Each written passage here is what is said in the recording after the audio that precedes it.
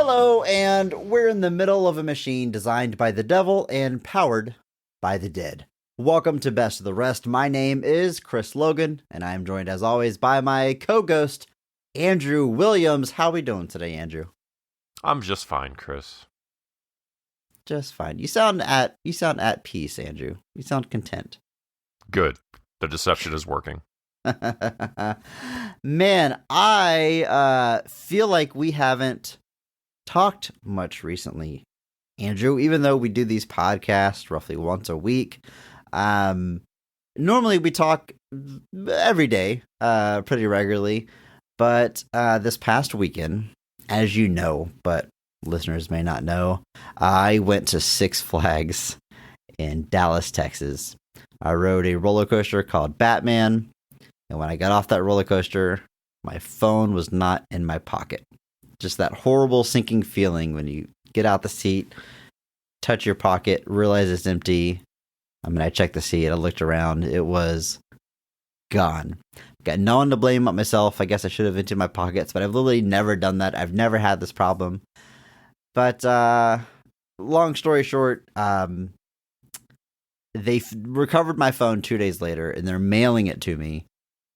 It's not here yet, and by the time it does get here, if tracking is to be believed, I will have been 9 days without a phone.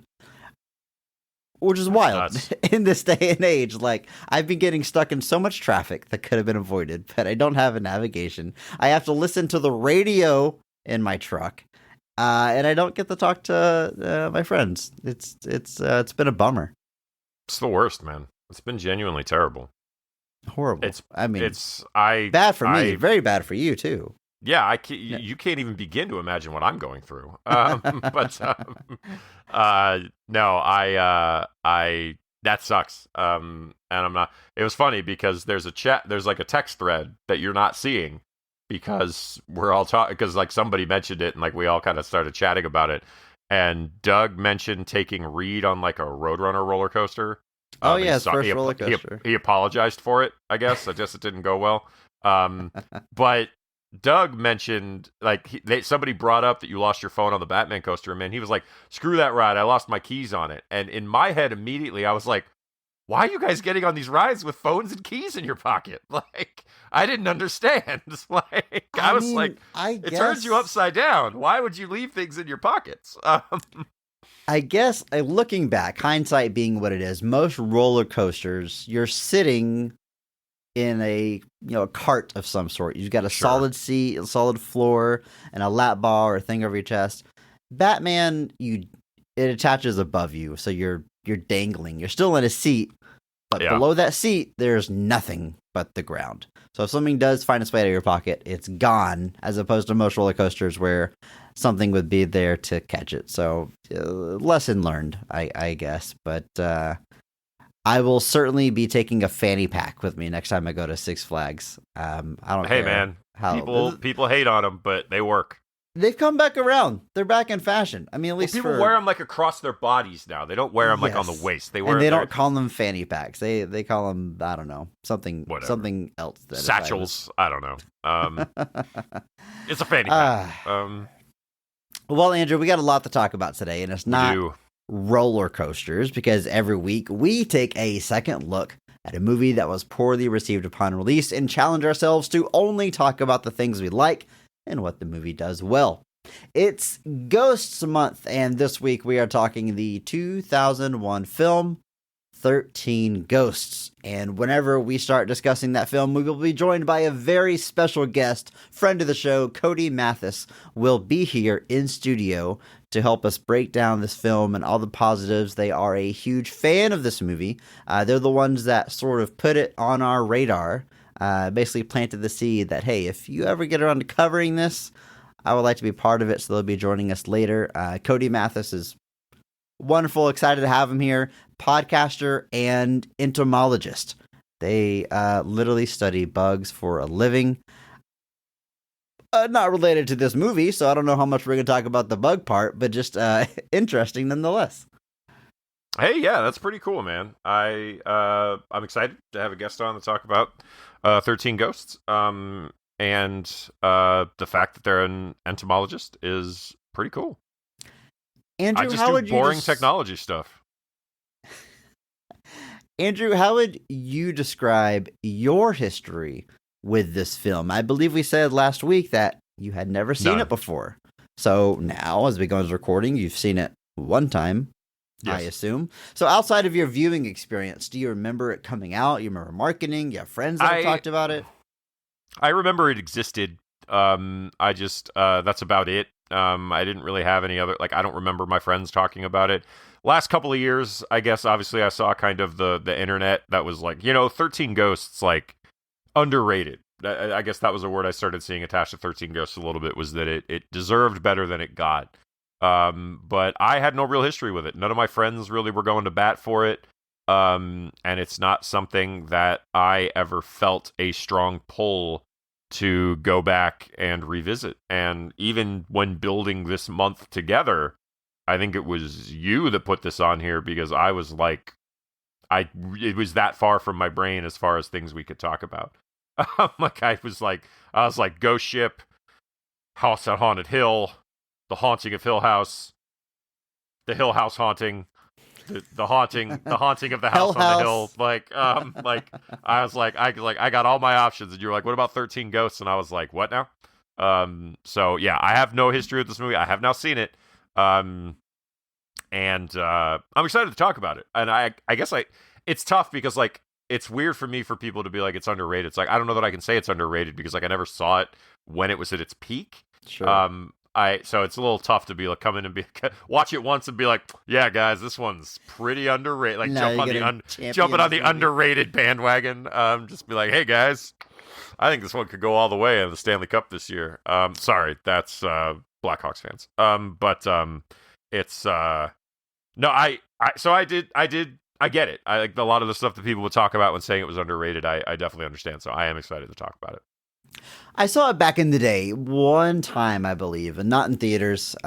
Rented it, probably watched it with friends, and I remember liking it. Certain scenes I really remember, and in my brain, excuse me if I'm repeating myself. I probably said this last week, but when I saw Cabin in the Woods for the first time, I was reminded of 13 Ghosts. They live in the same vein for me. It's horror, but we're having fun with it. And so some self-awareness, yeah, some.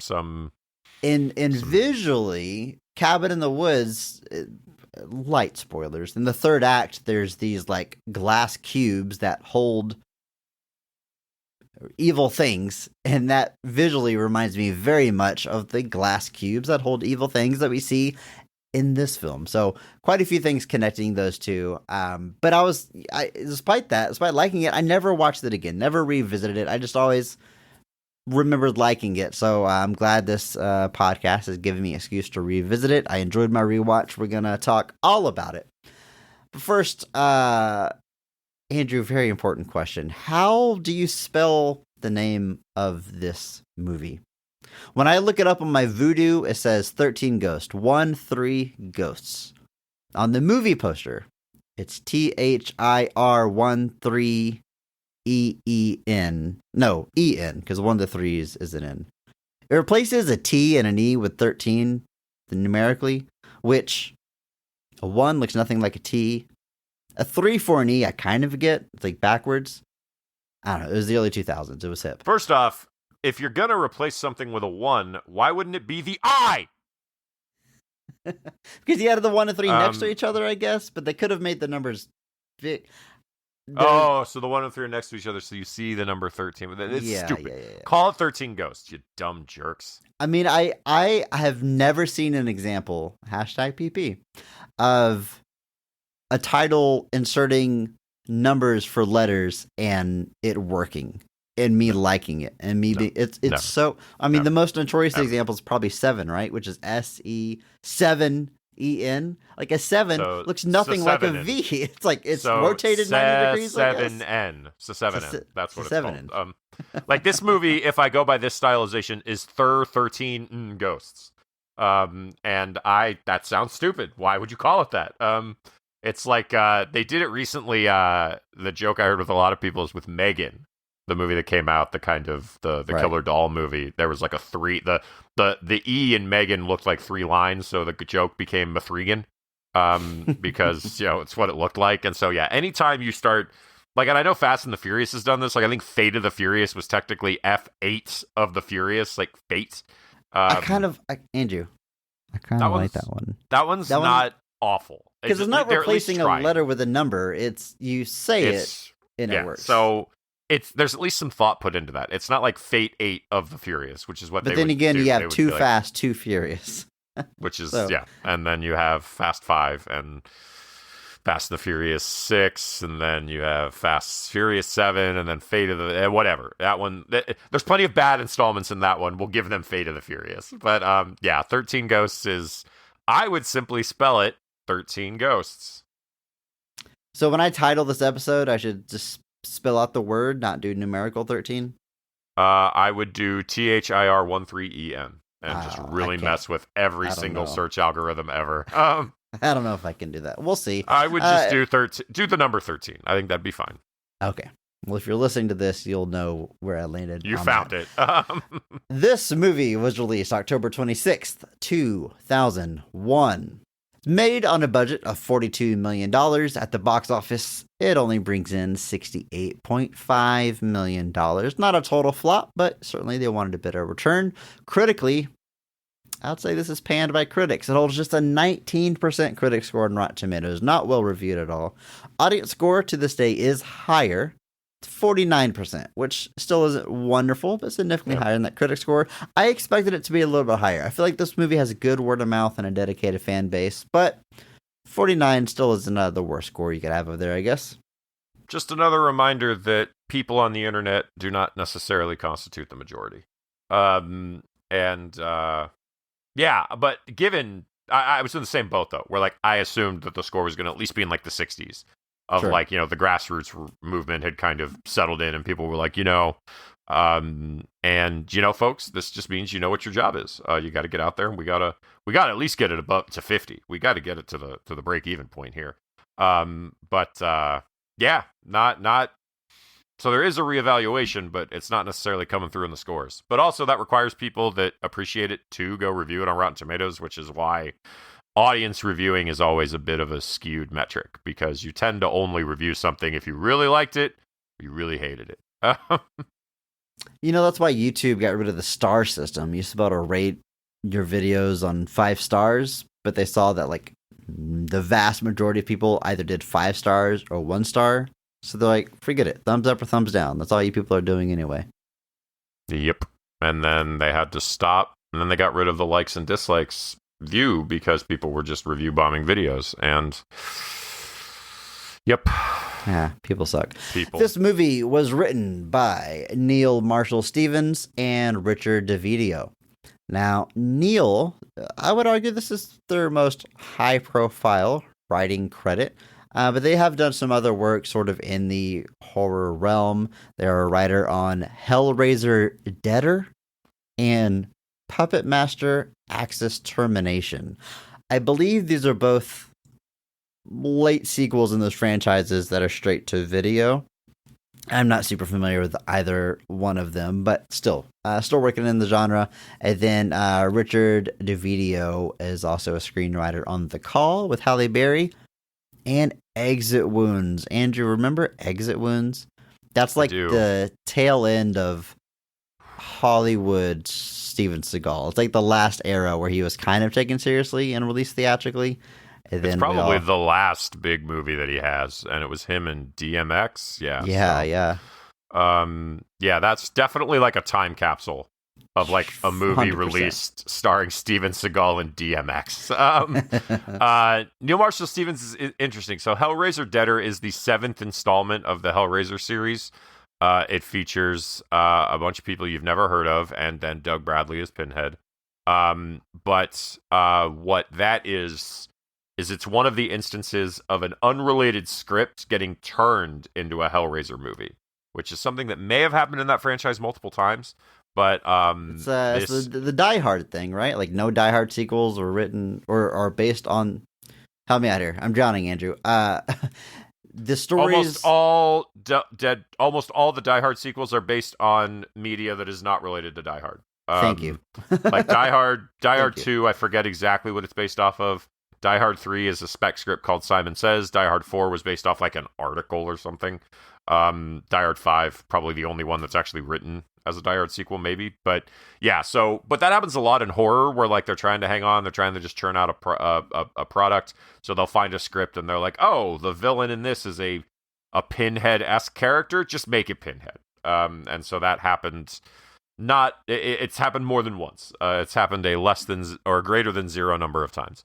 And then Puppet Master Axis Termination is the 11th Puppet Master movie. And based off of the title, you can assume that these puppets are Nazis, which they are. What a franchise. Wow. And what a time to be alive. And then, a stalwart of the horror franchise is, and then, like you said, Richard Dovidio. Dovidio? I don't know.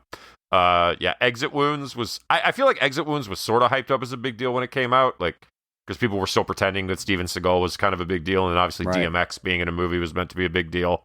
And then, since then, he's done some work on The Blacklist, he's done a couple of things here and there, but couple of screenplays in that early 2000s, and then shows up again in the in the 2010s with most of what he's done since. But and then most recently was a writer on a Netflix film called Hypnotic that I haven't seen, and I have no idea what it is. But it is still out there, still working, still doing his thing. You love to see it. Yep.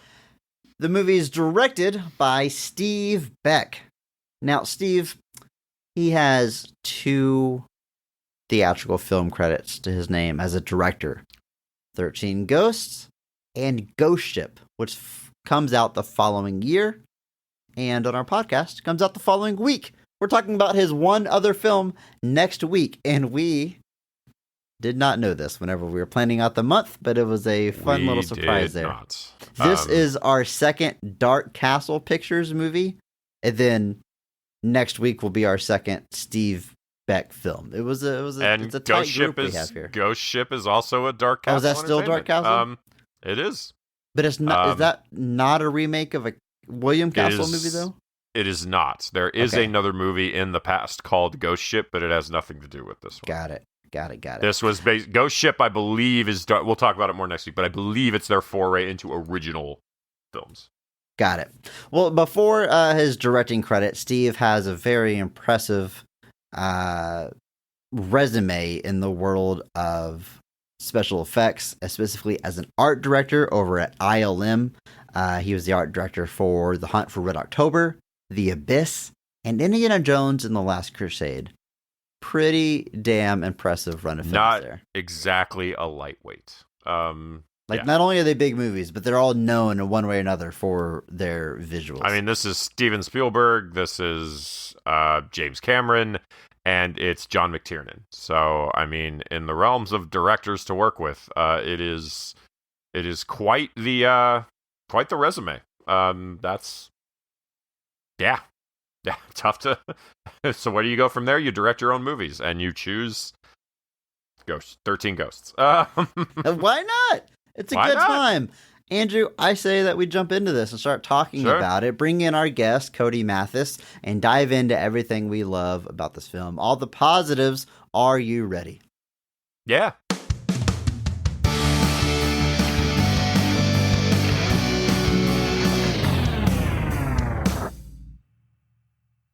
Arthur and his 2 children are struggling to get by both financially and emotionally after the loss of Arthur's wife in a house fire. Their luck seems to be turning around after they receive word that a wealthy uncle has passed away and left behind a very extravagant house for the family in his will. However, once Arthur, his children, and their babysitter are within the walls of the house, they learn that they're actually sealed within a machine designed to open a portal to hell, and there are 12 ghosts in the basement ready to torment any living souls they encounter. Took a little twist there at the end. Andrew, I just want to ask real quick, because you mentioned you haven't watched this movie before this week. Is this what you thought the movie was going to be about at all? Not really, no. Can't say that this was on the old bingo checklist. Because, bingo is a checklist. That's how that game works. Even the fact... I mean, I guess it's... I mean, it is a checklist. It's technically... It is. It's a check. I'm not as dumb as I think I sounded. So, yeah. But even the fact that I mentioned there's 12 ghosts in the synopsis. I mean, you didn't see that coming. There's only 12 ghosts in here, Andrew. Yeah. When they were like, there's only 12 ghosts, I was like, you know what? This is starting to lose points based off of the Three Ninjas based off the Three Ninjas metric. Because there's way more than Three Ninjas and Three Ninjas. This is why Surf Ninjas is better than Three Ninjas. But it's about three specific ninjas. The title was... But there's way more than three ninjas in it. It should have been called Three Brothers then. Because there are three brothers in that movie. There's probably more than three brothers. I bet but the there's kidnappers no surprise brothers. Andrew, we have a guest here. We have a guest here. We gotta you put brought this on. You started this. Codey, welcome to the podcast. How are you doing today? I'm doing great. It's been a great day. I had my coffee job from 7 a.m. to midnight or to noon, and then had a doctor's appointment, and now I'm recording a podcast. So it's been a long day. Now you're doing your podcast job, your professional guest on other people's podcast job. You're very good at it. Big fan. You actually brought this movie to the table once upon a time. I was a guest on your podcast, and offhand, I didn't know if we were on mic at the time. You're like, hey, by the way, best of the rest, if you ever do 13 Ghosts, call me up. And I said, okay. 8 months later, I messaged you and I was like, hey, what movie was that? I don't remember what you recommended. And we eventually got around to it. It's been a while since you first said that. But, we have Ghost Month that we're covering this month for October. 13 Ghosts is here. So you are here. You're the reason it's on our list. And I guess I just want to ask you, what about this movie made it spring to mind, or what are you passionate about, or why is it something that you specifically wanted to talk about? Yeah, I think that this podcast seemed to me like a perfect candidate for this show. I do think that it didn't receive the acclaim that I think it deserved. I've talked to people who are in my same generation that have never heard of this movie. And you are 76 years old, right? Correct. Actually, 76 and a half. Okay. Yeah, no, well, I imagine they didn't take kindly to the remake aspect of it. They did not, of the original. Correct. No, I've never seen the original. No, I'm 33. So people in my group did not really hear about this movie, did not know about this movie, and I loved this movie.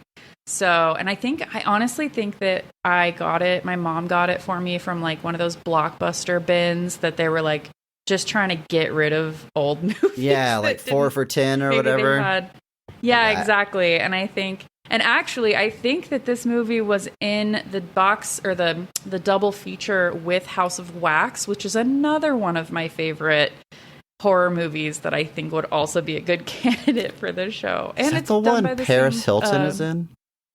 It is the one that Paris Hilton is in. Okay. Familiar with it. Never saw it though.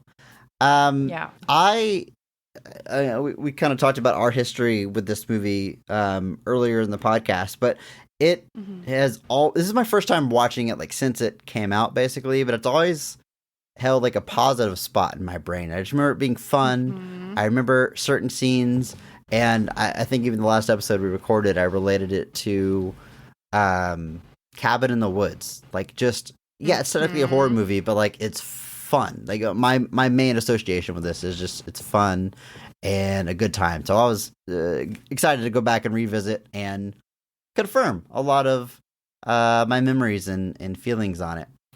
And we're going to talk about all these scenes that we like and those kills that have stuck in my brain all these years. But first, we have to talk about this cast, as we always do.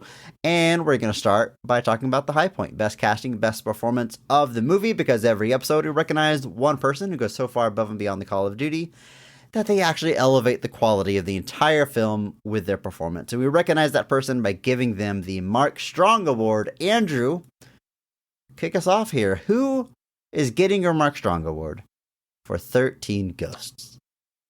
It's quite an interesting set of cast members here. But I got to go with what my gut told me was going to be my Mark Strong going into this. And watching the movie, that was only confirmed. I will be going with Matthew Lillard as Dennis Rafkin. Is my Mark Strong of 13 Ghosts. First off, I will lead. Go ahead. I just got to ask, when you say going into this, is this like you read the cast and you go, oh, Matthew Lillard's great? Or did you see a trailer or have some kind of memory that he was in this? No, I just saw he was in the cast and assumed he'd be the standout. Okay, sure. Fair. Hey. Why wouldn't you? Never a bad bet. No, so I especially Matthew Lillard in a horror movie, because he seems to be somebody who understands the assignment in a way that others don't always, and I think that statement #PP applies very heavily here.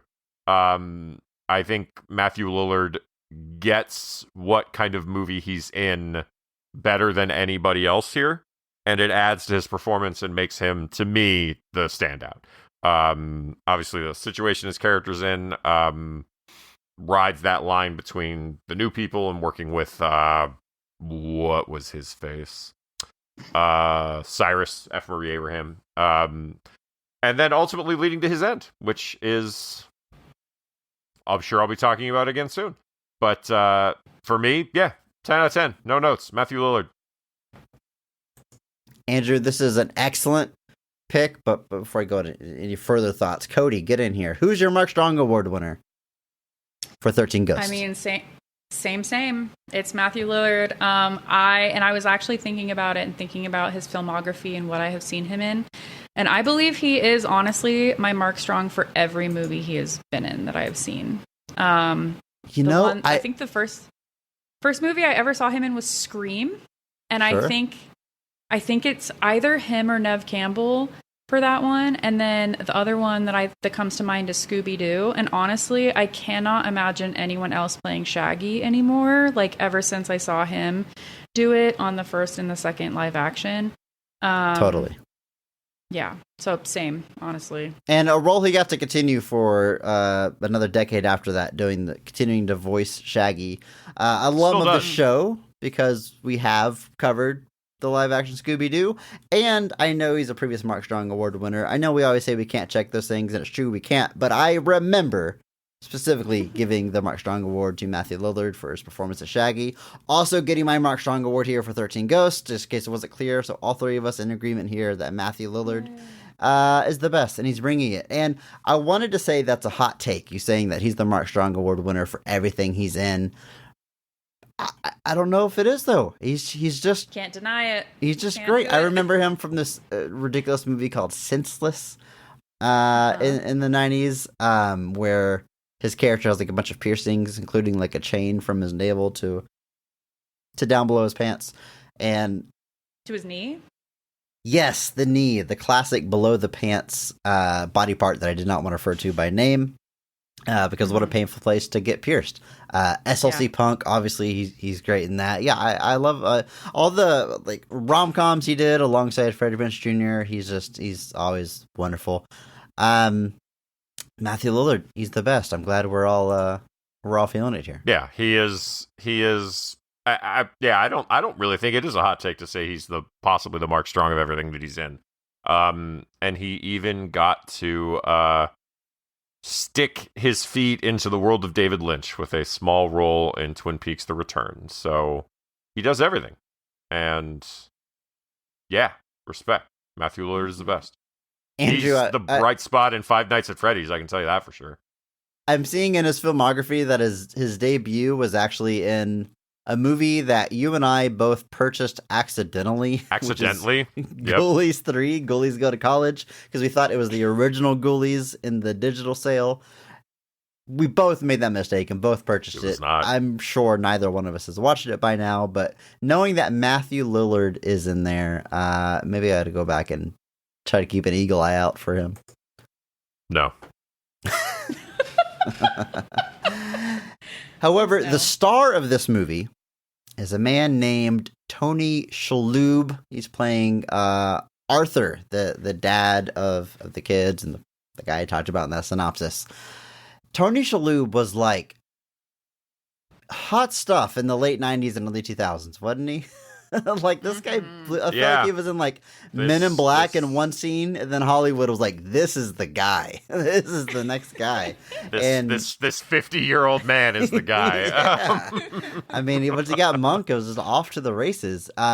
He's someone that like, I mean, I'm half joking. He obviously got very popular, but like, he's not like the leading man in a string of blockbusters, and yet I would argue everyone knows his name. Maybe in part because it's such a unique name, Tony Shalhoub. But yeah, and he is great in everything that he's in. He's got real Paul Giamatti energy, where like any small part you throw him into, he's gonna kill it. Doesn't look like a traditional movie star, and yet they are always fantastic. Honestly, I gotta admit though, I almost forgot he was in the movie. Like when he came up with like the opening credits. I was like, oh yeah, this is a Tony Shalhoub.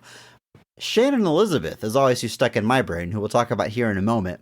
And maybe because I assume that's her face on the cover, it's just like a woman's face made of a bunch of different images. Or maybe she's the one that stuck in my brain for entirely different reasons. We'll come back around to it. But Tony Shalhoub is anchoring this movie. He is gotta be he's gotta play like the loss and grief of losing his wife. He's gotta be an overprotective dad, and then he's gotta like face off with some ghosts. I mean, he really like runs the gamut of emotions here.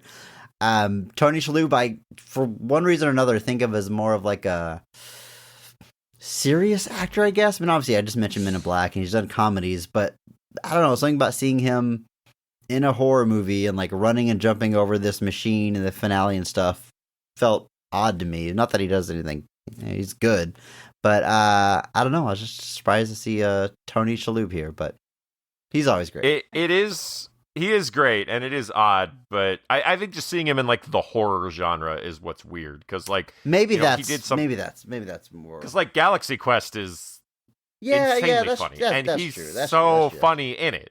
Like he's if somebody told me he was the MVP or the Mark Strong of Galaxy Quest, I wouldn't think they were crazy necessarily.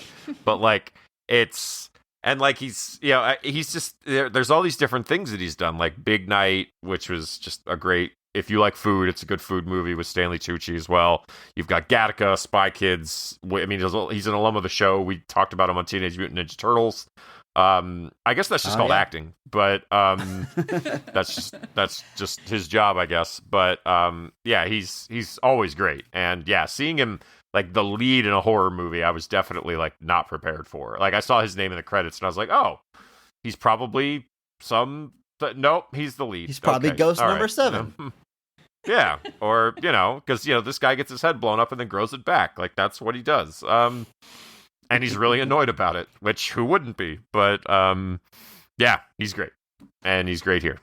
Yeah, I think my experience with him. So I kind of have the opposite of you, Chris, where I always thought of him as the comic relief character. So not only in Men in Black, but also Spy Kids, but also Galaxy Quest. Like all of those, he was always like a comic character, and so seeing him in this was kind of like, oh, I have to take him seriously now. Though this movie does have, like, as you said, the cabin in the woods, like, appeal.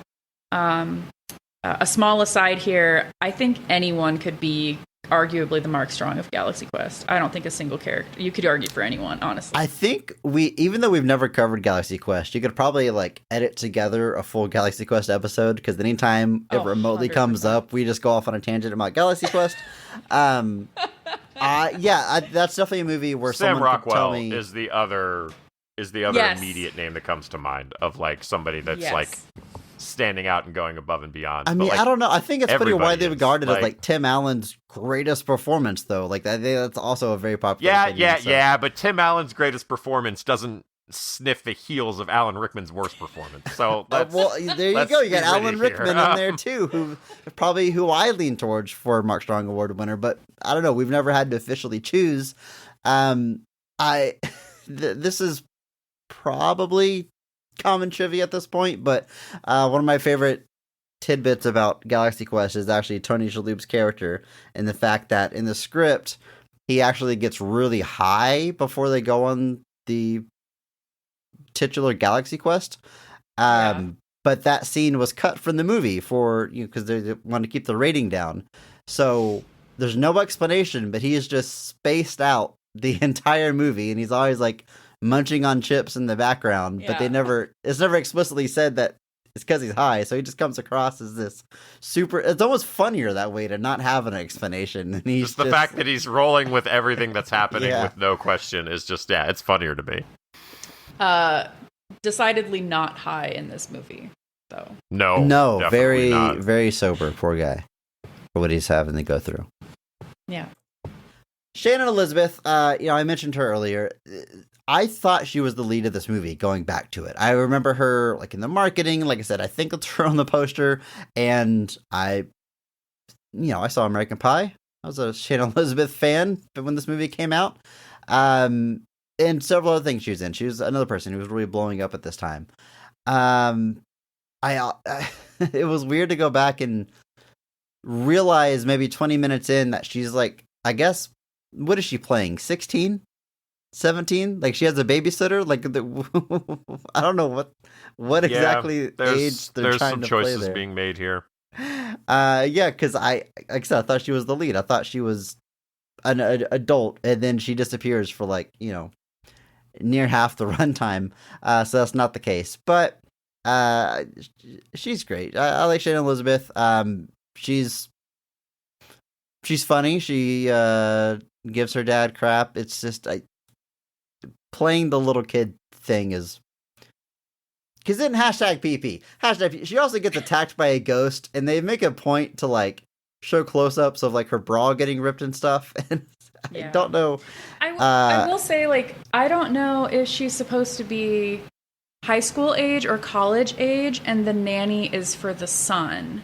And so maybe she goes off to either a job or classes, and so she can't watch her little brother. The fact that the nanny's around all the time, the fact that just they're going to check out a house and they have to bring a babysitter is so weird to me. That was weird, yes.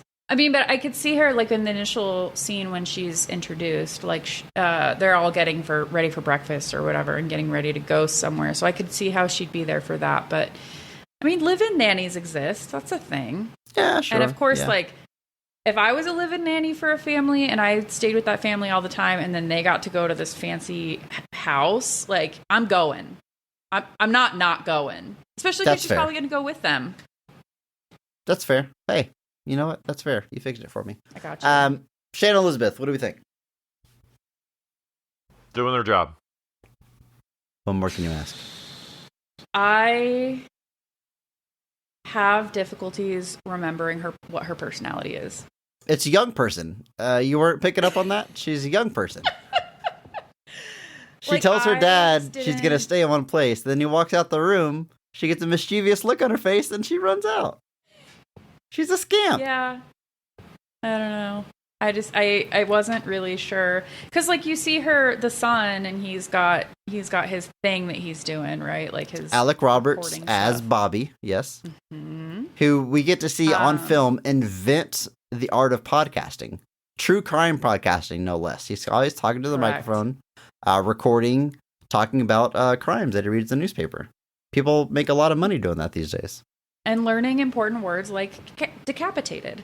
Yeah, so he's got a thing, right? I don't know what her thing is. And that's also goes to say that we don't know what age she is. We don't know really anything about her other than that she is clearly attractive. That is clear. Let's talk about Embeth Davidtz. Playing a character named Kalina, who kind of a mysterious character. They get locked into this house, and then this character shows up. And they say they snuck in, but I'm starting to think that maybe she was lying because it's revealed later that she's actually not trying to help them escape. She's trying to help them unwittingly unlock a portal to hell. It's one of those classic double crosses. So characters kind of, for most of the runtime, playing a ghost expert, but then they switch that nefarious personality, I guess, at the very end, and then they get squished by a wall. Yeah. The good wall squish. I will say, so she shows up in the beginning, in the very first scene, when they're capturing the Juggernaut. She shows up as like a, almost, like I envision her as a protester, almost. Right. And she's like with another guy, and then that guy gets killed. Or no, Cyrus gets killed, and then she's crying about Cyrus, and like, gosh darn it, Cyrus. It'd be a real shame if Cyrus didn't actually die, though. That would be a real trip. So she seems to be advocating for the ghosts and is like saying like, these are spirits, like these are, you can't be doing this. You're messing with forces of nature, blah blah blah. And then she shows up, and you kind of remember her from the first part and think, oh yeah, she's the advocate. She wants to save them, and she's just really playing the bit for a long time before she does the old double cross. You can't just be up in here doing that. That's what her character is, basically. Yeah, exactly. Cyrus, played by F. Murray Abraham.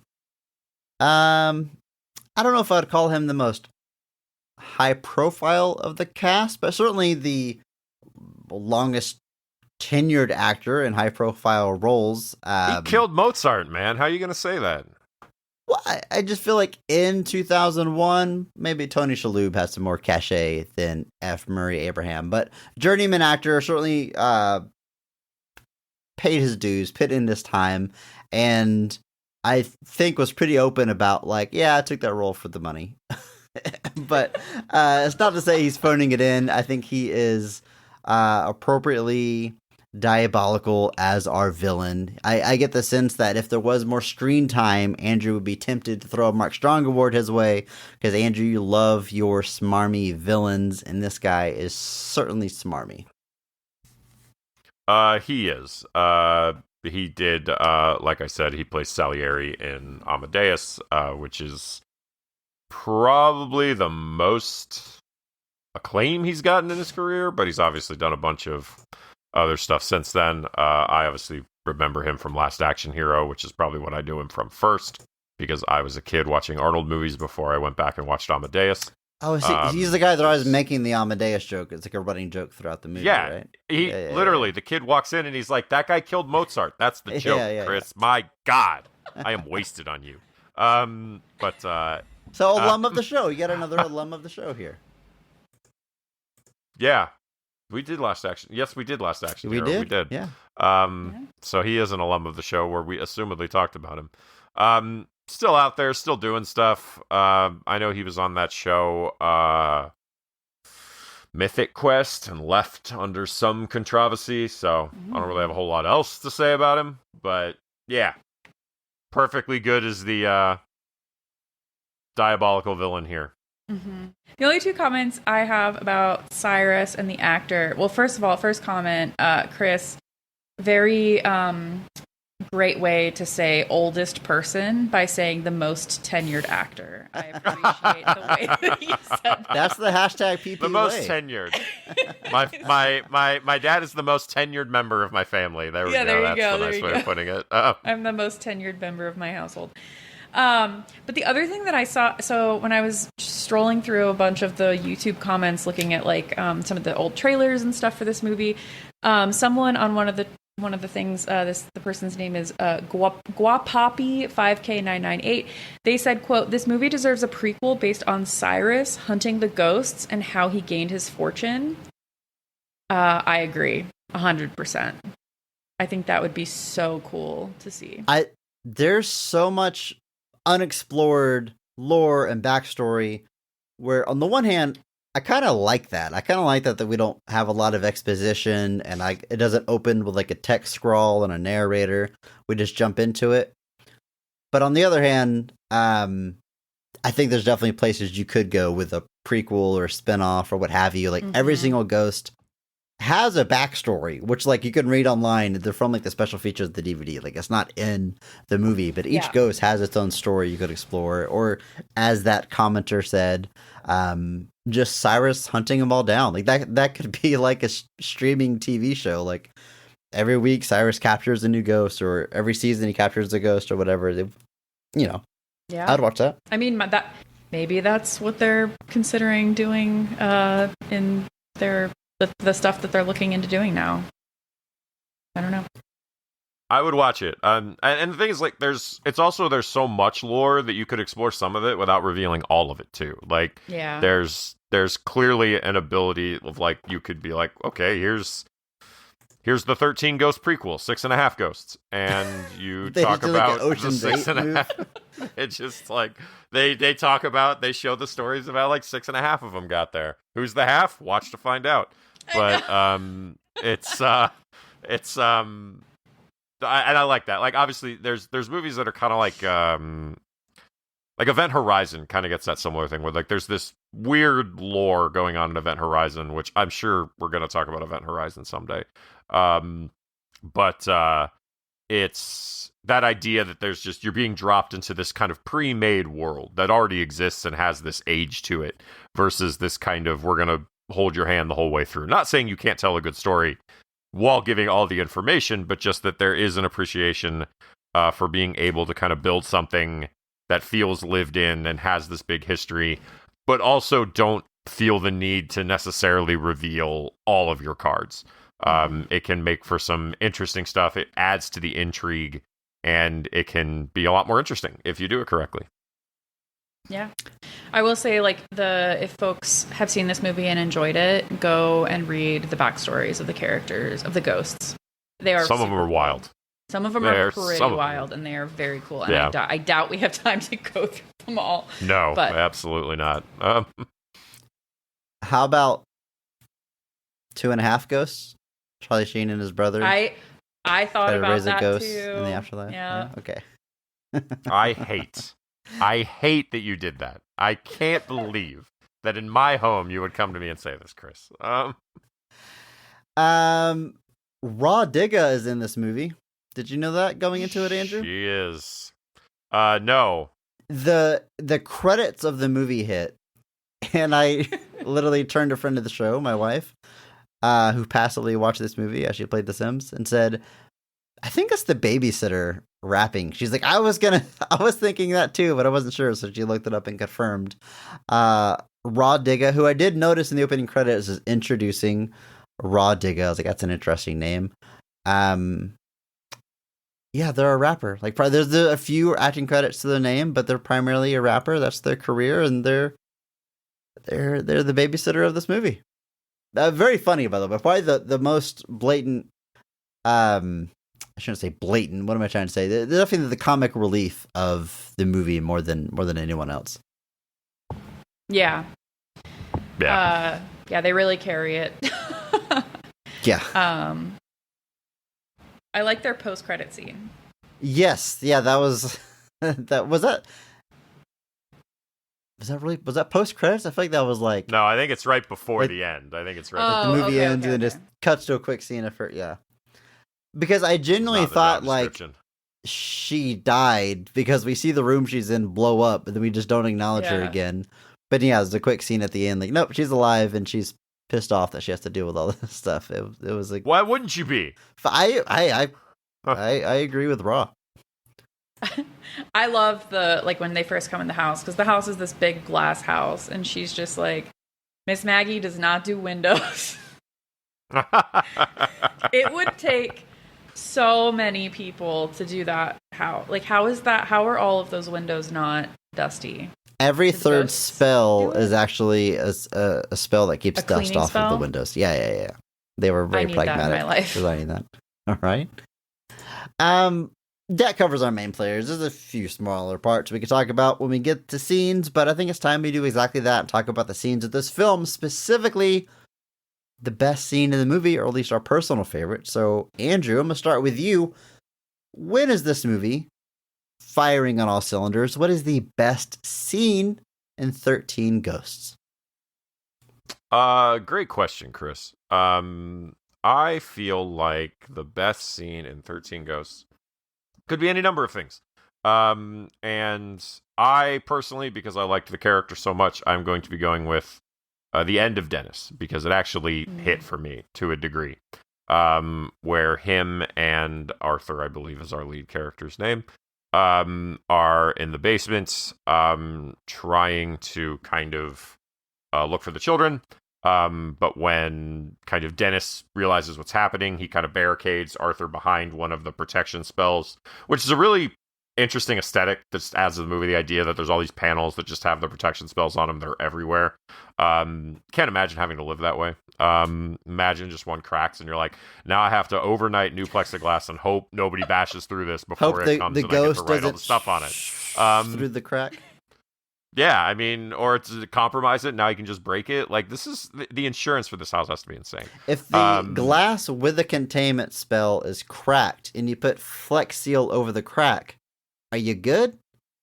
I assume you have to write the protection spell on the Flex Seal. On the Flex Seal. Okay. It has to. You have to. It's got to be both. You can't just do one or the other. I just love it if the ghost comes up to the plexiglass. It's like, yes, it's cracked, and he just sees Flex Seal, and he's like, oh man, and it just turns into an infomercial, and he's like, there has to be a better way to break through protection spell plexiglass, and then like the OxyClean guy, rest in peace, just appears, and he's like, have I got a product for you? And there's some magical ghost product just for ghosts that gets you through Flex Seal. Billy Mays was the 13th ghost all along. Billy Mays all along. And that item is called scissors that just cuts the tape. Anyway, so they're in the basement. They've got their fun spectral glasses, which look suspiciously like regular safety glasses. But they got little lights on them, Andrew. But they have lights on them. Too. Whoa. They illuminate. But at this point, who's the guy that's actually Matthew Lillard's actually fighting? It's not the Hammer. It's the Juggernaut. The Juggernaut. I know. Well, there's two of them. They both. It's kind of both. They both take him down. The Hammer's the guy with all the stuff in him, right? And right. Juggernaut's just the guy with the bullet holes, right? Yeah. So he's evading Hammer well enough, and then he like sees Juggernaut, and that pauses him to slip up and allows Hammer to finish him off. But just, I actually liked this character, seeing him kind of willingly sacrifice himself to protect Tony Shalhoub. And again, just the designs of these ghosts are absolutely wicked and insane. It's just a cool scene, and it actually hits. And I was sad to see Matthew Lillard meet such an unfortunate ending. Except not the last we'd see of Matthew Lillard. Now, would it be? But yeah, this is when it's working for. I mean, almost any scene with the ghost, just because they look so cool, is really good. But this one in particular, just because I was actually attached to Matthew Lillard's character, it's the one that hits for me. So is Matthew Lillard the 13th ghost? I mean, he's not meant to be. Hypothetically, he's not meant. But I don't know that his sacrifice. He's in a literal sense. He's the 13th ghost we see on. Yes. In the movie. He's a ghost in the film, but he is not one of the three ninjas. He is just he's a background ghost. Not to be included in the title. Not to be makes included. sense. That makes sense and is justified and is not a knock against the movie. Cody, what is your favorite scene in this movie? So I have a different favorite scene, but that one was my runner-up. And another YouTube comment that I saw that I super loved was someone mentioning, so Matthew Lillard's character was a medium. So he could see ghosts, he could commune with ghosts. Cyrus used him to find a lot of the ghosts. And so a lot of the ghosts it's personal when it comes to Matthew Lillard's character. But throughout the film, they get revenge on the cop that put him in prison. Exactly. Yeah. Throughout the film, because he's a medium and he can see these ghosts all the time and he can feel people's pain if he touches them. He's really erratic and jumpy. He does these outbursts. He has a lot of mental breakdowns and he could just never sit still. But then after he dies, he's really calm. And I really like that dichotomy of that character and that he's finally calm and he's just chill, and that his powers are no longer tormenting him and he can finally be at peace, especially because he then can help Arthur. So I just wanted to shout that out, that this person said that. Hunter Fox 6167. Thank you. Hunter Fox 617, if you're listening to us. That is a fantastic read, because I certainly noticed his difference in demeanor, and I just thought it was like he's at peace, like in a general sense, as I imagine people are if they die. But yeah, the fact that he's not tormented by his gift anymore is he's able to. That is chef's kiss. That's very good. So I definitely like that scene, but my favorite scene is the bathtub scene. And y'all know what I'm talking about. But basically, I'm just glad I didn't have to say this was my favorite, and y'all start. You didn't have to. I got you. I got you. So as we talked about, they have these spectral glasses that you can see, and the daughter, I literally cannot even remember her name right now, but the daughter goes into a bathroom. She's like, oh, this is going to be my room, and she goes into the bathroom, and she takes her glasses off and sets them down, and then is like fussing with her hair, and then it goes through the glasses, like the camera pans into the glasses, and then you see that the bathroom through the glasses is just blood. Like it's blood everywhere. So cool. And then she goes up and she turns on the tub, and it pans back and forth to it being blood, it being water, and one of the spirits, the princess, I cannot remember, the tormented princess, I can't remember. Just say the naked lady. Everyone who's seen this movie. The naked lady. The angry princess. The angry princess, thank you. Her backstory is basically that she was always doing body modification to try and improve her appearance. In her opinion, she's a very beautiful human. She's a very beautiful ghost. And she just tried to do one herself one day and messed up her eye, and then she ended up killing herself in a bathtub with this knife. And throughout the rest of the movie, she has all of the wounds, and she has the knife, and that is the knife that she uses to terrorize people.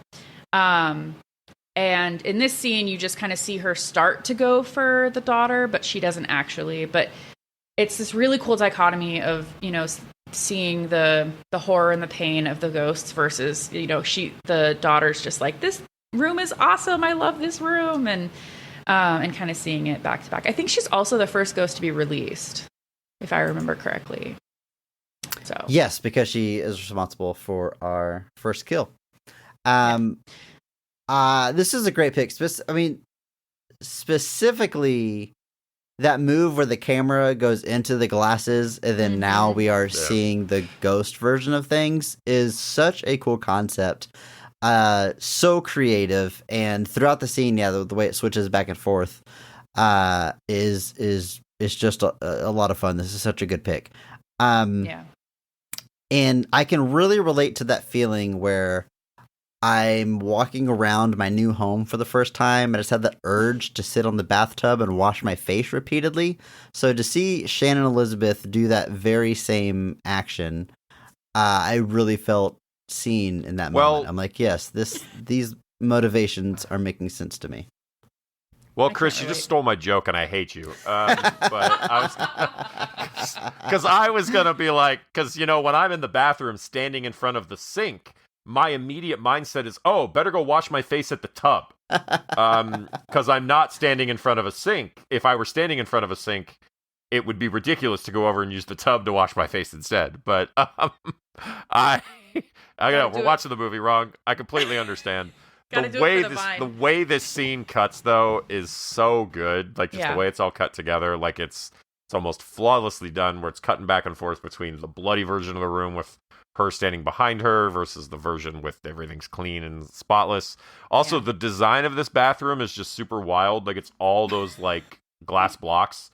And I would just be so terrified that I was going to crash through the bottom of the floor here. Or at bare minimum, like, slip and, like, hurt myself badly on a bunch of glass after I take a shower. Because if it's one thing you are definitely after a shower, it's dry and very sturdy. And that is, the exact things you want in a room made of glass blocks. So, I mean, like I said, though, the design of the room is clearly in my head, which is cool. But, like, this is a great thing. And like, you know, she's got the big "I'm sorry" written on the floor in the middle of it. And Yeah. then, like, right as she's about to make the move and jump and possibly try to hurt Shannon Elizabeth's character is when like her dad knocks on the door or something and everything snaps back. But yeah, it's a great scene, great pick. Yep. I want to go ahead and take this opportunity to shout out Shauna Lawyer, who plays the character of the naked lady. And Angry Princess. I was trying to figure out like what else they've been in. Are they a model? Like this is like their only film credit. I don't know how they ended up in this role. I'm kind of surprised this isn't seemingly an actor, because while they don't have any lines, they are certainly acting, and they're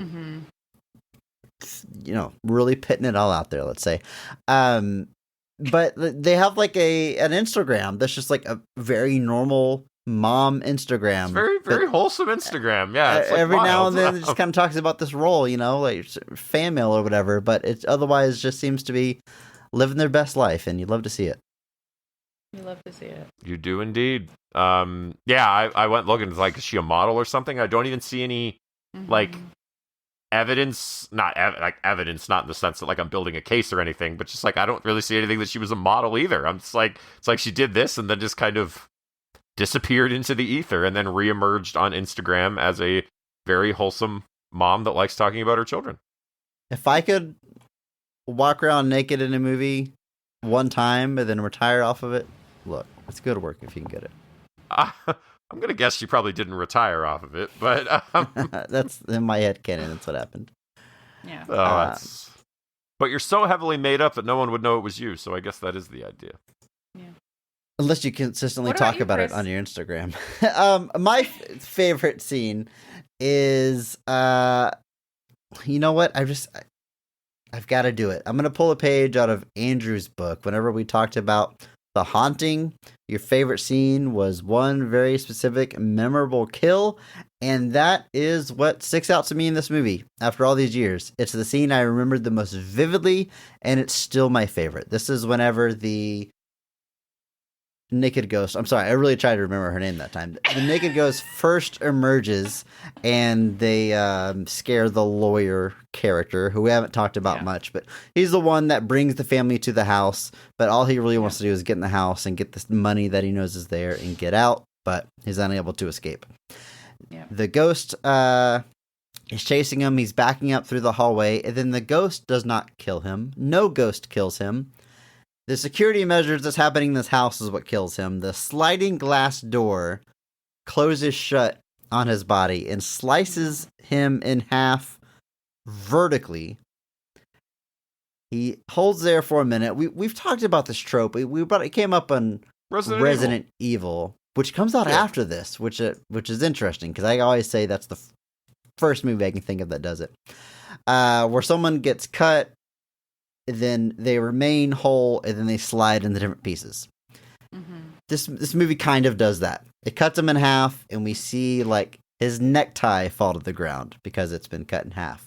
We see his eyes looking left and right, and then the front half of his body only slides down the glass.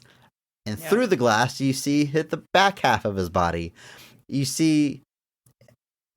You ever been to that Body Works exhibit at the museum where you see the inside of people? That's what it looks like. You see like the inside of half of a man. It is so cool, so gnarly. It has been burned in my brain all these years. It was so cool to see it again. And I'll add this.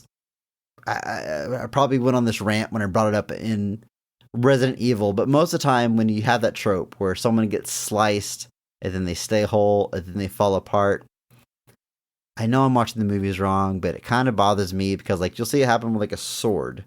And, like, if an entire sword goes through your arm, that arm's just falling off. There's nothing left to hold it together. Resident Evil, it kind of works because it's lasers. But here, the thing that cuts it remains inside the body. So I'm not saying this is realistic or anything, but it makes a little bit more sense to me that his body would remain propped up a little bit longer before sliding down. So if there's one thing I'm looking for in this movie, it's realism. And we got top-notch realism when this guy gets chopped in half. I love that scene. It's super gnarly, and I can't I've got to pick it as my favorite. Yeah, it's a good pick. Great scene. It's a great choice. This is an interesting character because I did sort of rewatch the original 13 Ghosts, kind of trying to get a vibe. Because, we talked about the original House on Haunted Hill versus the new one and kind of the departures they made, and which is odd considering that this was a production company founded to remake William Castle movies. That's why it's called Dark Castle. I was trying to get the vibe of how much of this story is from the original movie, and surprisingly, more of it than I expected. Oh. It's there's the general setup is the same. When the new one starts twisting is kind of when it starts going off book. Like when you find out that like Cyrus is still alive and things like that, that's where they're making changes. But like the general setup of these movies is largely the same. Like the ghosts are in the house is there, there's all these different pieces. In the original, there is a character that is after this fortune that is hidden in the house, like this guy, but he essentially acts as the main villain of the original film. He's there basically the entire time. He's essentially the main force that's working against the people. The ghosts are there, and for when that movie was made in 1960, some of those ghosts are pretty gnarly. I think they look kind of cool for 1960 being able to do what they did. Yeah. So this character dispatched fairly early, whereas I think he essentially, in the original movie, this character is the villain. But here he gets much more memorable exit, and it definitely is still in my brain, and it'll be there forever. Thanks. And then whenever Maggie notices the lawyer's not around, she asks, "Did the lawyer split?" And that's a solid. The other, another lore thing that I heard was Dennis, the Matthew Lillard's character, is coming. He initially pretends to be an electrician, and he says he needs to come inside and look at the breaker. And the Juggernaut's also known as the breaker. So fun. That's like another. That's a backstory thing about him. So he does find the breaker. Whenever we talked about The Haunting earlier this month, we talked a lot about just how good that house looks, how good the set was, and critics at the time were certainly, if they praised anything about that movie, it was the design of that house. But my God, you could say all those same things about 13 Ghosts. This house looks rad as hell. And one of the strongest visuals that has stuck with me all these years is this glass house, and it's so visually striking, and I mean this as a compliment. Like, the layout is confusing. Like, I think that's the intention, but like as they go from room to room, it's really hard to get a sense of like where you are, where one room is in relation to the others, because as we learned, it's not actually designed to be a house. It's designed to be this complicated machine that's been recreated.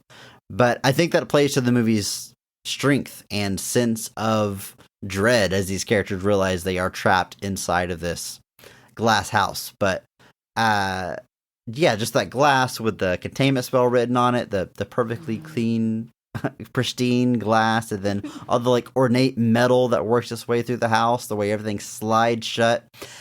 The only thing that's really obviously CG to me is like those giant gears that are turning to move everything, which is fine. I mean, that's, it'd be a tall task to build that.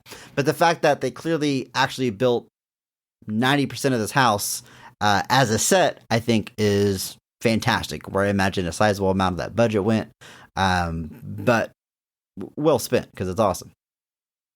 Mm-hmm. I agree. No. I'm not just going to say it all again. There's a lot of gnarly deaths in this movie. I mean, my favorite scene is a gnarly death, but I think twice we see someone get folded in half. It's how Matthew Lillard dies on the corner of the house, and then in like the opening scene with the Juggernaut, we see someone get sucked through a car, belly first, and like the back of their head touches their heels as they get pulled through. And again, I kind of go back to what I said up top. Like, I think fun before I think scary. I mean, it's definitely horror. Like, it's very macabre, dark movie and subject matter. But I'm having a blast watching these people get killed as opposed to jumping or being scared. Yeah. And the ghosts also have this almost like comically, they're all like super extreme versions of what they're supposed to be. So like the dire mother and the great child, the dire mother was her character was a little person in the circus, and her son is a very large human who has never mentally aged past like a toddler's age, and she just continues to take care of him, and so he's this very large person, and she is very small next to him, like, and is his caretaker. And it's macabre, but it also is just like with the extremities, it's just a little comical as well. And like the jackal as well, like how mad the jackal is, like how insane he is, and the way he runs around and everything. He was the scariest one to me when I first started watching this movie. Oh yeah, definitely. Like, that is not the one I would want to run into. Because like when he gets a hold of you, he doesn't like seemingly try to just kill you real fast. He just claws the hell out of you and like tortures you, and seems to have a blast doing it. Yeah. The designs of all the ghosts are rad, which is so important because for the most part, we're not getting the backstory, and we're not getting even a lot of screen time. So like they need to make an impression with like one quick glance. Like some of them we literally see 2 or 3 times for a few seconds. Like torso, I think we see twice, but what a gnarly, unsettling image. A body with no legs and no head wrapped in cellophane, like moving itself on its hands, which is another practical effect. It's a double amputee, and they just CGI'd. They just took out his head in post to make the effect of the torso, which cool. I don't mean to debate what practical effects are, Chris, but they achieved it. I don't know. What do you want me to say? Mostly practically, Yes. No, that kudos for doing as much as you can. They didn't go all the way and find someone without a head. Okay, I'm. They didn't do that. You're right, Andrew. Don't get angry. Authenticity. All the designs are cool. Even what's the I'm trying to remember the actual names so I don't keep being insulting to these lovely characters. Angry Princess. The prince. Is it the prince? The torn prince. The guy with the baseball bat that Torn sparks prince. every time that he uses it. That's certainly a one where I thought like, oh, there's a story here. Like there's a backstory here. And again, the movie doesn't go into it. The story is out there, but there's enough in like the specificity of the costuming, or the little boy that's dressed up like a cowboy but has an arrow through his head. Like you can start to put together like what might have happened to some of these people. It's good. Very efficient storytelling. I mean, it's doing a lot through costuming and through a look. And speaking of efficient storytelling, the opening credits of this movie are fantastic when it comes to efficiency of storytelling. It's literally just one pan of the camera. It starts with looking outside with Shannon Elizabeth and her brother playing outside, and it's just slowly pans in a circle. We see their dad inside, smiling, watching them. We see a picture of his wife.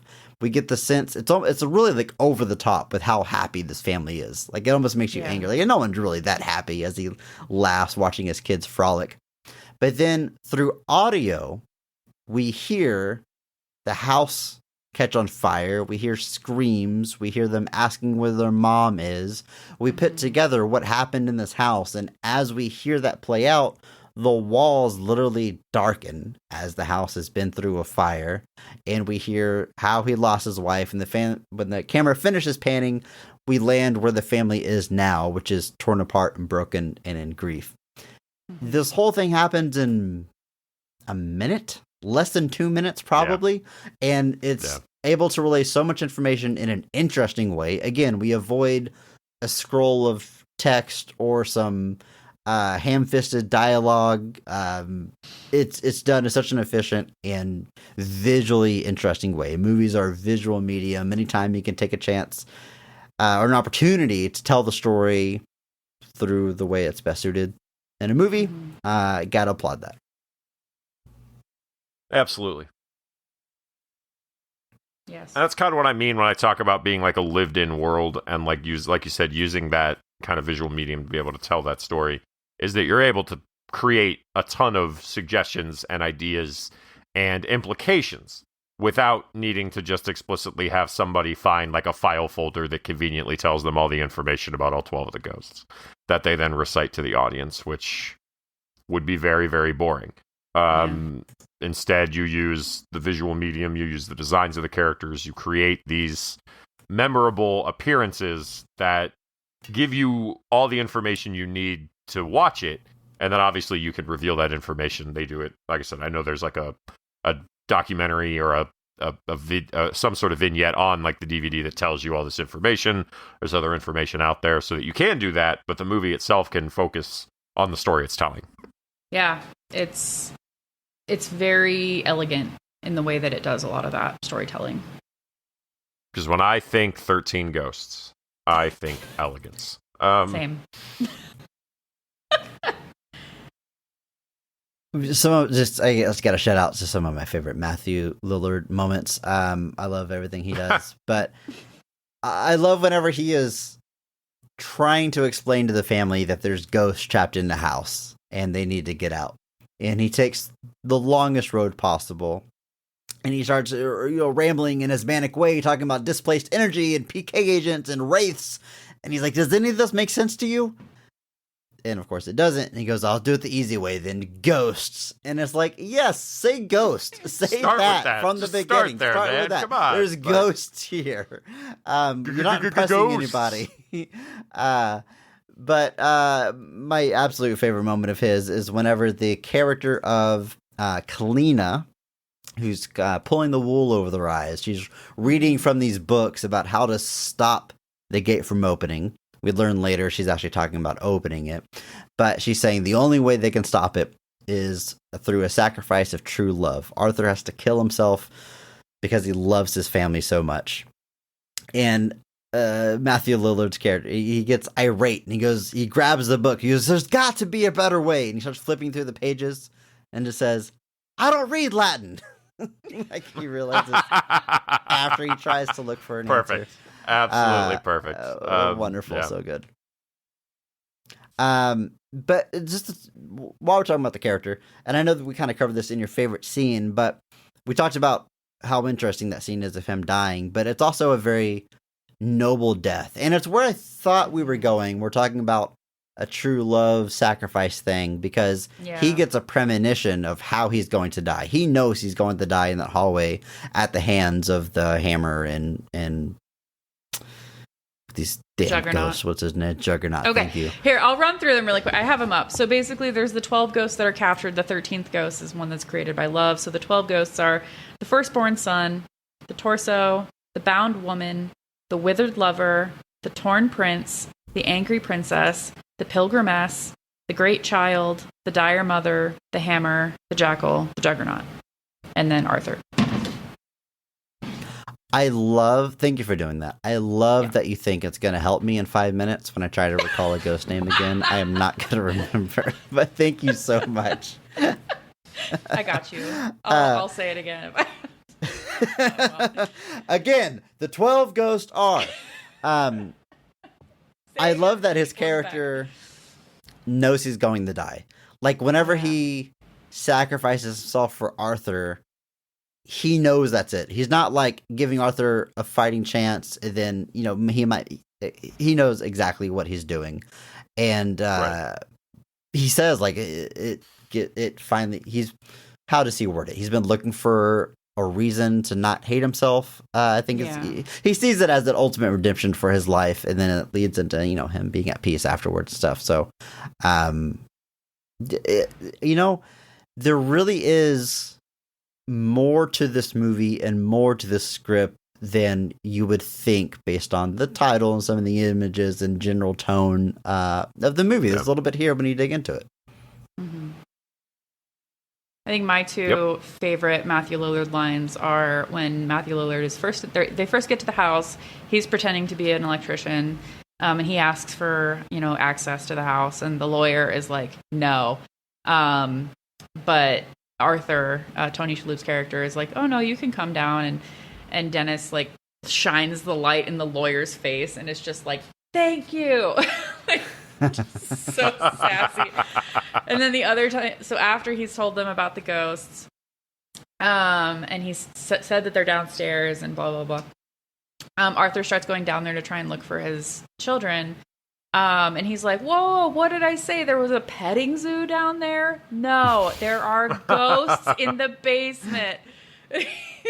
Like, those are not lines that just anyone could make work. Like that's the beauty of Matthew Lillard. No. He can make something like that work. I just feel that on a molecular level, like when you tell someone like don't do a thing and then they start immediately doing it and you're just like, what? Yep. So, yeah.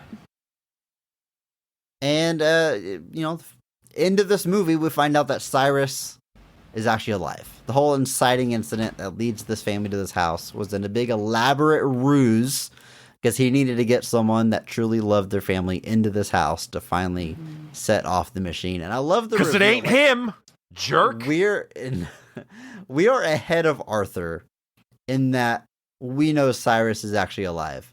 But the giant reveal where Arthur has the glasses on to see the ghost and he's looking at Cyrus and he slowly takes them off and can still see Cyrus. Yeah. Like the fact that that's how he realizes he's alive is a really fun idea. They get so much mileage out of those glasses. And I do want to say, I don't remember if we covered this whenever we talked about House on Haunted Hill, but that's also a Dark Castle remake. And the thing about what was the original company's name? Well, William Castle was the guy who did them all. Got it. The thing about William Castle movies is they often had like a theatrical gimmick, and House on Haunted Hill, they wanted to have a gimmick, so they gave away like $1 million to random people. There was like a contest you could enter to go see House on Haunted Hill, or scratch offs or something. Yeah, something like that. Because in the movie, the winner who stays for the night gets $1 million. In the original 13 Ghosts, there were special glasses you could wear in the theaters to see the ghosts. So the fact that they have glasses in the movie to see the ghost is a nod to that original gimmick. And you know what? That's pretty fun. They also have the special goggles in the original movie, too. Yeah. Well, Andrew, it sounded cooler the way I said it. And a Ouija board. There's a Ouija board in the original, too, that'll warn the family when there's a death about to occur. Oof. They made a whole separate movie about the origin of that Ouija board, so... I think the first spin-off to explain the lore. Yeah. I think another thing about this movie that we totally just jumped over, because there's so much in this, is that one of the ghosts, the withered lover, is the mom. It's Tony Shalhoub's wife. And so, they find her at one point, like she, her son Bobby is like going through the basement, and she like shows up and is like, you need to go, you need to get out of here. And he's just like, whoa, mom. And she's like half burned. She's like in a hospital gown. And so he has this, it not only is it that he wants to save his children in the last scene, but his wife's spirit is trapped in this house. So he also wants to free her spirit so that she can move on. Which is like another just like twist of the knife. And I always was like, did his uncle make her? Like, did he do the fire? Was this all a plan? There's never like, it's never said. And like in the backstory of the wife, like it's that, it says it's an accident or whatever, but like, is it though? Yeah. So some questions there. Yeah, I definitely like I was seeing all those pieces, and I was kind of like, we're not drawing attention to this, but Yeah. it certainly is. It certainly is convenient that his wife is one of the 12 ghosts, right? And his uncle is the one that put them all here. And what? But then, like, the fact that, like, his wife is one of the ghosts is not used as one of the things to lure him to the house. So, like, it's an either there's nothing there and I'm overthinking it, or Cyrus is just not good at planning. And it's just the extra twist of the knife, like, right, like just the man, the geez of the movie. If she wasn't their wife/mother, she would also be a terrifying ghost. Like a woman in a hospital gown that's half burned is a pretty gnarly, scary look. But obviously, she's it's sweet when they see her, and I love the little moment that they get when Arthur's behind the glass and they get to have that moment together and touch hands on the glass. It's very nice. And then, of course, at the very end, before she ascends to the beyond, she is fully Valhalla. healed. Got it. I do like seeing all the ghosts leave. There's that shot of all the ghosts like walking out of the house, and they're still like the jackal is still like running around like a maniac, but they like all fade off into wherever it is these ghosts. Like, where is he going? Is he going to hurt other people? Like, where? Like, do we not need to keep this guy trapped? Like, this seems irresponsible. He needs to stay in ghost jail. The other thing that's so I'm funny, just saying. The other thing that's so funny about this ending is how, like, Arthur jumping in to save his kids does nothing, right? Look, hashtag PP. I was wondering the same thing. There's this big, like, he, like, recaps, he counts all the ghosts, and he figures out this whole 13th ghost thing, and then, Matthew Lillard shows up, and he's like, you have the power, you just got to figure out how to use it. And they really build up shockingly unhelpful. Jumping to his kids, because he notices there's like a moment where these spinning devices stop for a second and he can leap to them. And he does. And then the house blows up like it would have done anyway, even if he didn't. And like, over there. what power is it? What power is it? The power of having eyes? Like, I don't understand what it is exactly what power he's using to be like, oh, there's a gap that I can jump through this. It's like, cool, you can move? Like, I don't understand what the power is. Yeah, like, the hand-eye coordination. There's your power. Well, and so, like, because isn't it that, like, he jumps and he's with his kids, and then the babysitter nanny shows up and, like, moves a bunch of things, and then it just starts, like, breaking? I think she had already done that, and that's why it was going haywire. Yeah. She moved everything, like, out of whack. Yeah, I don't see how what he did anything. He could have just waited for it to explode. Though I guess then he could have possibly died in the explosion. I'm reading too Maybe far they into lived because they're in the center, but then the babysitter also lived, so... Yeah, she didn't have... Or was she a ghost? Were we seeing through glasses? When she's complaining at the very end, she's a ghost complaining. Are we seeing her through glass? I don't know. The ultimate twist. Yeah. Final thoughts or other scenes you want to jump into? Now's the time. 12 ghosts, not 13. 0 out of 10. Oh, rip. There's a lot of murder in this show. They make at least 13 ghosts just in the filming of this movie. Like, I mean, Matthew Lillard technically makes 13 ghosts. I guess fine. 13 ghosts out of 13. 10 out of 10. Oh, I guess But also, just like so many people die in the in that first scene, and then the lawyer and all, like, it just so 20 ghosts, not 13. 0 out of 10. We're back. Well, no, dying doesn't mean you're a ghost. You have to see their spirit appear as a ghost. Just because that guy gets cut in half under the car doesn't mean you can't check off a ghost on your bingo card. You have to see them as a ghost. It's like brain matter. If you don't see brain matter, then fine. We're back to 13 out of 13, 10 out of 10. Fine. We did see Yes.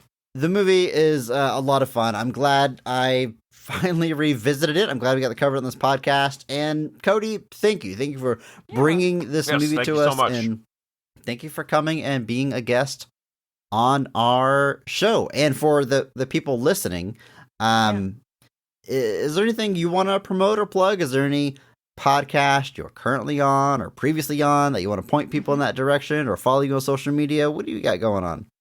Yeah, so I will say I was a co-host of Let's Die, which is a podcast with our mutual friend Brett Gordon, which is who we met through.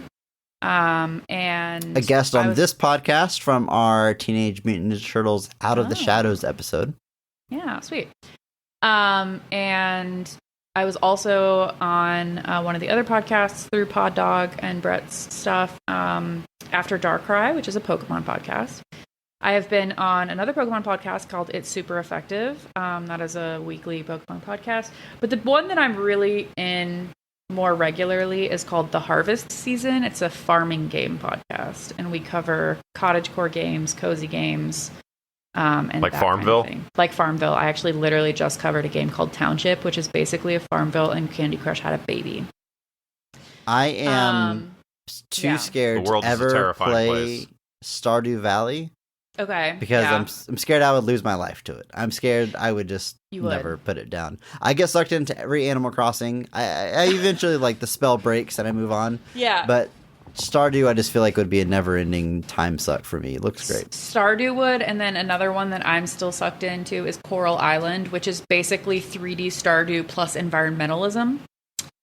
I have to make sure a friend of the show, my wife, never learns about this game. I hope she does, because it's a lovely game. It's also got a good amount of diversity, because Stardew has not very much diversity. And Coral Island has a lot of diverse characters, a lot of queer characters, non-binary characters, things like that. So super cool game. I'm on all of those podcasts. Instagram at Hiking Beagle, Beagle, because I study bees. Cool. What's that handle again? Hiking Beagle. Beagle. But yeah. B-E-E-G-L-E. Yeah. B-E-E-G-L-E. Not Beagle like the dog. No, it was originally Hiking Beagle with like the dog, because I have a beagle. He's 13 years old, so his hiking days are behind him. Got it. But it was originally that, and then someone was like, "You study bees, it should be bee," and I was like, "Okay, fine." So I switched it. So. The right move. Anytime, any opportunity to get a pun in there, is the right move. I applaud it.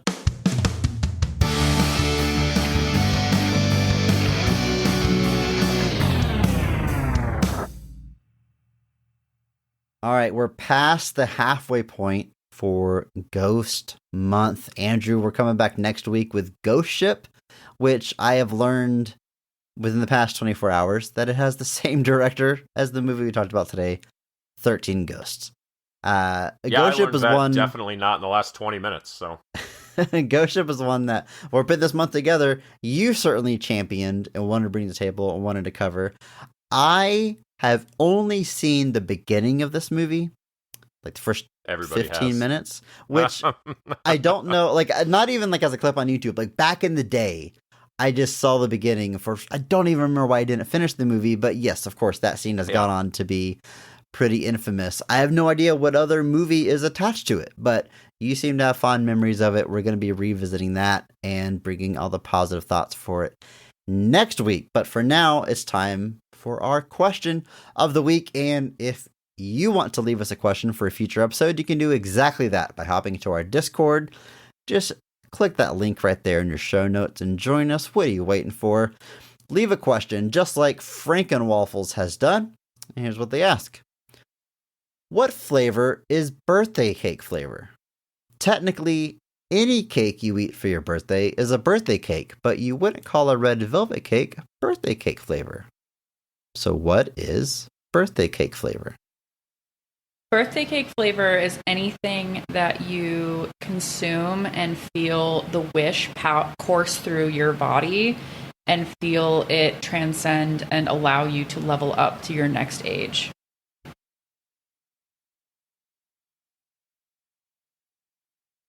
I got nothing. I can't. How am I supposed to respond to that? Codey, thank you so much for sticking around. You offered, you're like, hey, question of the week. I'm down. I can help. Yeah. And I was like, I don't know. It's usually a pretty dumb question. I don't know if we need help, but sure. And thank God that you're here because. This is a tough one. Nailed it. That's it. I will say some people in the Discord hopped in. Friend of the show, my wife, responded and called it it's Vanilla Plus.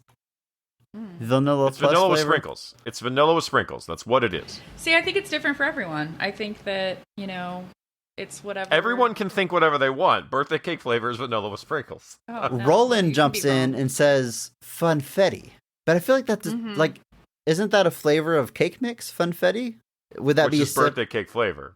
It's birthday cake flavor. It's fun. It's not their a separate version of the birthday cake flavor. Okay. Yeah. It's like a trademarked birthday cake flavor. When I think of like birthday cake flavor, I just think of a rainbow. Yeah. I think of birthday cake as, I don't love birthday cakes. This is tough for me. I think it's like vanilla cake decorated with tons of sugar, tons of icing and sprinkles. And that's it. It has its own sugar as well. Yeah, I was gonna say. Yeah, cake, but on top of sugar. it's got just the insane amount of, half-inch thick 100%. icing or fondant if you're insane. Those hard sprinkles. Gross. Let me phrase this: if you want to do fondant on your stuff, it's fine. But if all it is fondant, no, it's not happening. Also, I am going to not eat the fondant. I'm gonna get past Looks it. cool. If I wanted to eat plastic, I would just gnaw on water bottles like I have been for the last 37 years. You want this cake? No thanks. I got a water bottle. I had a water bottle for lunch. I don't know. Is that fondant on there? No, thank you. Crunch. No, I think for me, like what the cake that I want for my birthday is marble cake. But I would not say that is birthday cake flavor, personally. Yeah, I said, I like diner cake a lot. Like I like the yellow cake with the chocolate frosting. Like I like that a lot. And I had it on my birthday, but when people ask what birthday cake flavor is, they're specifically looking at that funfetti box from Pillsbury on the shelf. It's definitely that's what they mean. Base vanilla, right? Like I understand chocolate birthday cakes exist, but you call 100%. them chocolate birthday cakes. Right? If someone says, "Hey, do you want some birthday cake?" You bite into it, it's chocolate, you're going to be surprised. Like if you buy a white cake from Pillsbury with like the frosting, it's basically birthday cake. It just doesn't have the rainbow sprinkles in it. But if you add the essentially rainbow the sprinkles. same thing. Okay, tangential question to this. What do you call a chocolate chip cookies that does not have chocolate chips in it? A waste of time. Honestly, sugar cookie sprung to mind, but I guess that has its own distinct. It's not. No. It's different. Right. Okay, but can I ask you a question? Have you ever come across that cookie for sale? Not for sale, but we have. Like you can make it at home. Oh, I make it. Have you ever made it before? You've made it. Yeah, because so it is basic. That is a really good cookie for dogs. So you can make that for like as a dog treat. So I usually will pull aside a little bit. It's also because I've been making chocolate chip cookies, my dogs are usually like looking at me with their sad puppy eyes. And since I hate children, I am going to give something to my dogs. The internet literally suggests they're just called chocolate chipless cookies. I love that name. I did the same thing. I Googled it. Chocolate chipless cookie is very fun. Yeah. Yeah. It's such a needlessly long title to describe something that has less things in it. So like a white cake that's just a white cake is a birthdayless cake. It's a birthday flavorless birthday cake. So yeah, that's it. Chocolate chip. All right, I think we're done here. I think we've covered all bases and then some. I think we're good. I think the tradition of this turning into a cooking show podcast continues. Codey, thanks again. Thanks again for being here. Thanks for bringing this movie. Had a blast. You're welcome back anytime. And Galaxy Quest. Calling your shot now, huh? I am. That Galaxy Quest episode is probably going to have like 7 guests on it. So I put an earworm last time I talked to Chris on a podcast, which was like 2 years ago. I put an earworm in, and that earworm was 13 Ghosts. And here I am. So I look forward to being here 2 years from now for Galaxy Quest. Or that earworm turned into a beautiful ear butterfly. Yeah. I know it's not what worms do. Don't get mad at me, bug lady. Come back next week for Ghost Ship. And until then, just remember that maybe not every movie is great. But all movies have greatness. But every movie that has Matthew Lillard in it is great. Thank you to Mark Benavides for singing our theme song. Check him out on Instagram at NotThatMarkAnthony, and thanks to Mitch for the music. Follow him on Twitter at I'm a Biggie Boy, and check our show notes for the SoundCloud link.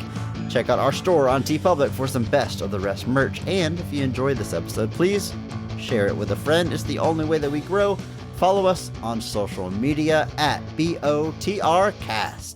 Thank you.